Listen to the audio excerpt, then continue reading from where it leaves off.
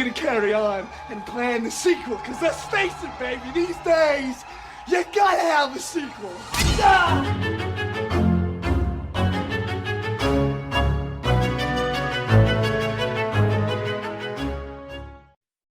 And welcome back to Micro Queers. It's your bi-weekly queer horror short roundup, and I'm Joe.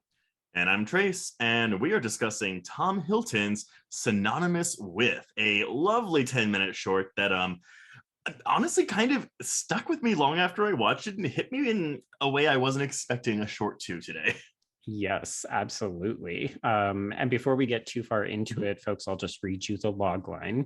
So it is: a student's increasingly intimate line of questioning causes his interview with a local horror host to take a vulnerable turn. And I feel like right off the top, Trace, we should acknowledge that this isn't a horror short. No, but I wouldn't say that disqualifies it from coverage here, because it's very much steeped in horror fandom. Yes. And also, even though we are not like, late night horror talk show host type things, but like I saw a little bit of ourselves in this. And honestly, even if you're not like podcast host or whatever, or like, whatever, even if you're just a horror fan, like I feel like you can see yourself in this Mr. Synonymous character. Yes, absolutely. And I mean, it's tricky because I feel like I want everyone to really make an effort to watch this short, because it is charming, and vulnerable is the right word in that description, but it's somewhere between a documentary and a found footage kind of short. But it's really just like one actor. So it's Mr. Synonymous being interviewed. He's played by Remy Germanario. And it's this guy who used to host a very basic, like a wannabe Elvira / Joe Bob Briggs, but he's giving Vincent Price vibes in this show, and it looks really fun. And then one day, he just goes off the air, and this film student tracks him down 10 years later to say like, hey, I want to talk to you about what the show meant to you and what it meant to me. And then it just becomes like this kind of confessional thing about the power of being a horror lover and how it can help you to realize what it is that you want in your life and how your life doesn't always turn out the way you want. And I got emotional. No, that's what I'm saying though, right? Like it hit you. Honestly, when I was watching it the first time, I was like, oh, this is kind of sad. Like, I mean,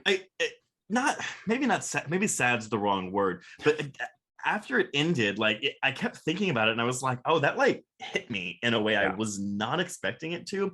And also, I mean, we haven't mentioned it yet, but this is a queer man. And he talks about a date experience, and it's just kind of like, I don't know, it almost feels like someone who, I don't want to say someone who's given up, but on life, but they've given up on this part of their life that, and we don't even know why. Like, we don't know why this happened. It's almost like this existential crisis that this man has had.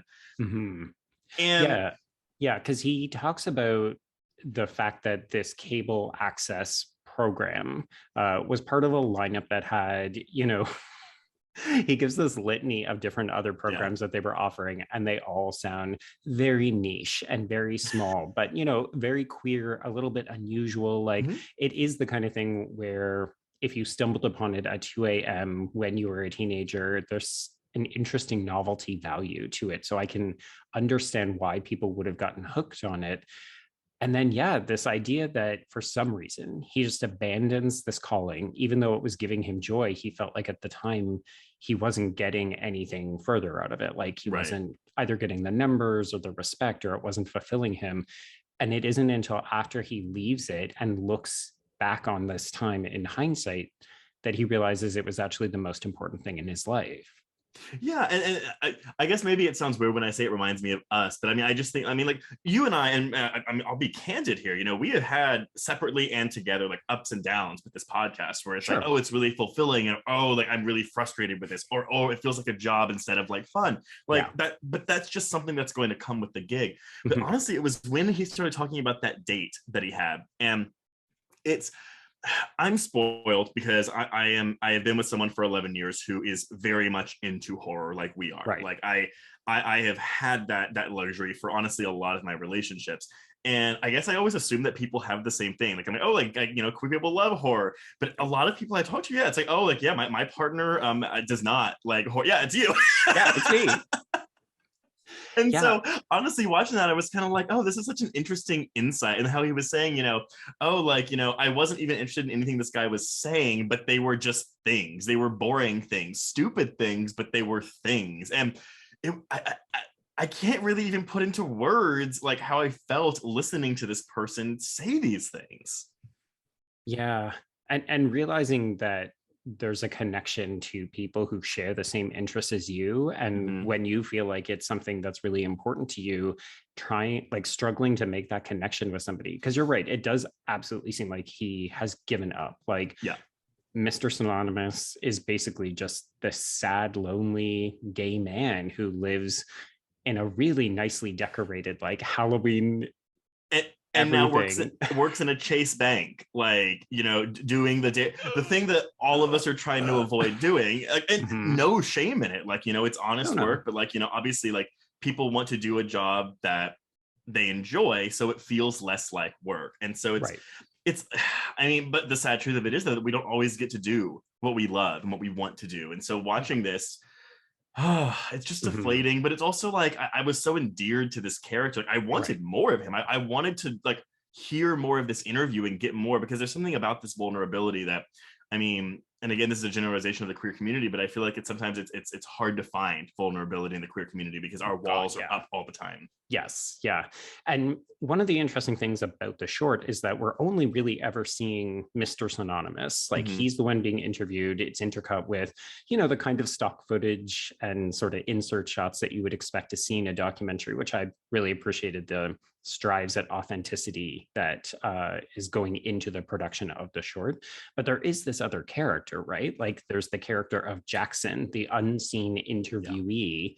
And I don't know about you, but I maybe projected not just a fascination, like, you're somebody that I grew up with and I idolize you, but also it seemed like this was a date. Like, I sought you out because you were meaningful to me, and now I want to make a connection. And I was like, are these two gonna fall in love? No, because the first thing, whenever he makes the first phone call, he says, who did you say this was? And he's like, oh, no, I heard who you said, but like, have we met before? And yeah, it almost has the makings of this, I don't know, like a rom-com of sorts, or like a rom-drama.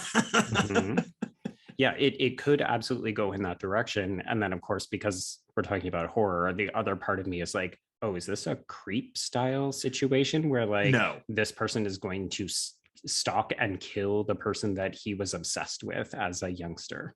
So I get where you're coming from with that, and like as much as like I feel like that 100% could be a movie. I mean, we've both seen Creep and Creep too, but like, I honestly was, now that you've said this, I'm like, I kind of wish we just had this be a regular romance, just set in the horror community. Like, it doesn't have to be a horror movie. Just make it a normal, non-horror, like romance, drama, romance comedy, whatever you want to do, and have it just be your protagonists be horror fans. Like, have we had that before?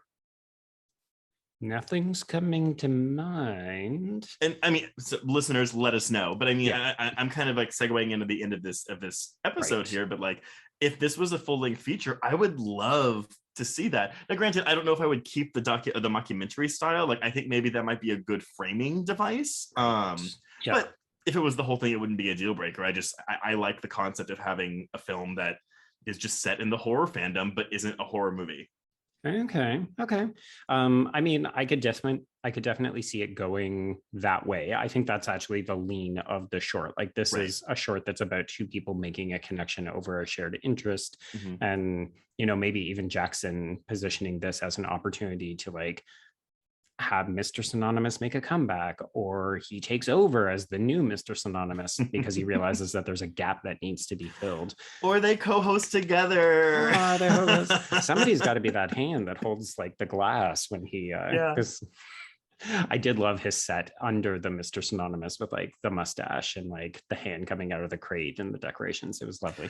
Well, and it's also, I mean, again, to see two people connect over a genre that, I mean, as we discuss all the time, is maligned or seen as less than, like, and I mean, I know I've said, I've been in a relationship with someone who also likes horror, but the fact of the matter is that my husband didn't like me when he met me, and we bonded over our mutual love of horror. So horror is absolutely something, I mean, anything can bring people together, but horror is absolutely one of those things, no matter what you may think. Not you, but like the general you. The general listening audience and viewing audience. Yes.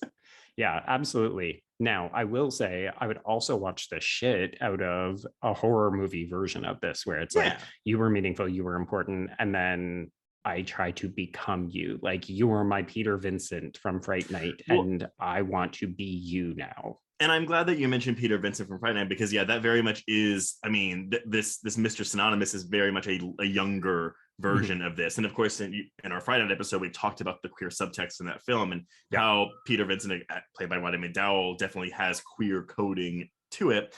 So I 100% believe that was an influence when making this short. Yeah, this really does feel like a love letter to the impact and the power of horror hosts. And then if you turn it into a feature, it's just a question of like, what direction do you want to take it in?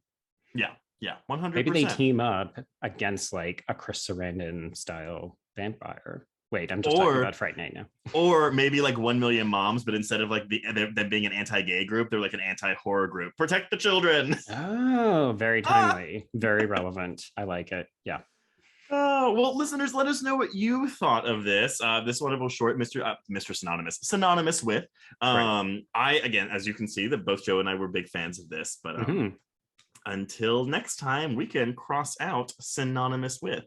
Yes, and cross out micro queers.